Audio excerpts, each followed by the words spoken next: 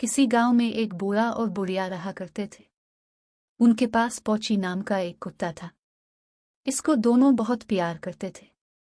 एक दिन जब बूढ़ा अपने खेत में काम कर रहा था, पौची उसे खींचकर एक तरफ ले गया और भौंक भौंक कर पंजों से जमीन कुरेदने लगा। बूढ़ा जितना भी इसे हटाने की कोशिश करता, पौची इतने ही जोर से भुक करते हुए फिर जमीन कुरेदने लगता। आखिर बूढ़े ने पौड़ा उठाकर इस जगह को खोदना शुरू किया।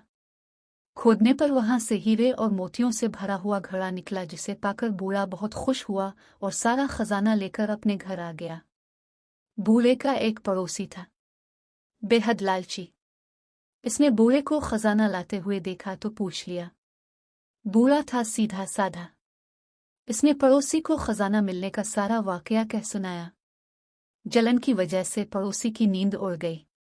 अगले दिन इसने मीठी मीठी बातें करके बूढ़े से एक दिन के लिए पौची को मांग लिया। इसे लेकर वो सीधे अपने खेत में गया और बार बार कुत्ते को तंग करने लगा कि वो इसे भी खजाना दिखाए। आखिर पौची ने एक जगह कर पंजों से जमीन कुरेदनी शुरू ही की थी कि पड़ोसी ने झट फावड़े से वो जगह खोद डाली। खोने पर हीरे मोतियों के बजाय उसे मिला कूड़ा और गंदा कचरा।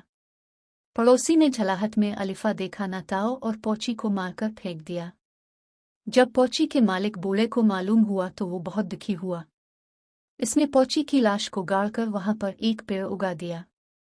हैरानी की बात के 2 दिन में ही वो बढ़कर पूरा पेड़ बन गया। बूढ़े ने इस पेड़ की लकड़ी से ओखली बनाई। नए साल के पकवान बनाने के लिए इसमें धान कूटने लगा तो ओखली में पड़ा धान सोने और चांदी के सिक्कों में बदलने लगा। पड़ोसी को भी मालूम हुआ तो वो ओखली उधार मांग कर ले गया। जब उसने ओखली में धान कूटे तो धान गंदगी और कूड़े में बदल गया। पड़ोसी ने गुस्से में ओखली को आग में जला डाला। बूढ़े ने दुखे हुए दिल से जली हुई ओखली की राख इकट्ठा की और इसे अपने इंजन में छिड़क दिया।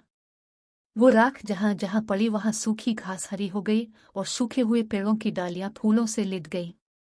इसी वक्त वहां से बादशाह की सवारी निकल रही थी।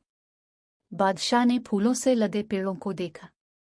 इसका दिल खुश हो गया और उसने बूढ़े को अशरफियों की थैली इनाम में दी। हासिद पड़ोसी ने यह देखा तो बची हुई राख उठा ली और बादशाह के रास्ते में जाकर एक सूखे पेड़ पर राख डाली। पेड़ वैसा ही टेनित बना रहा पर राख उड़कर बादशाह की आंखों में जा पड़ी। बादशाह के सिपाहियों ने इसे पकड़ लिया और इसे खूब पीटा। बूढ़ा आस पड़ोस में फूल वाले दादाजी के नाम से मशहूर हो गया।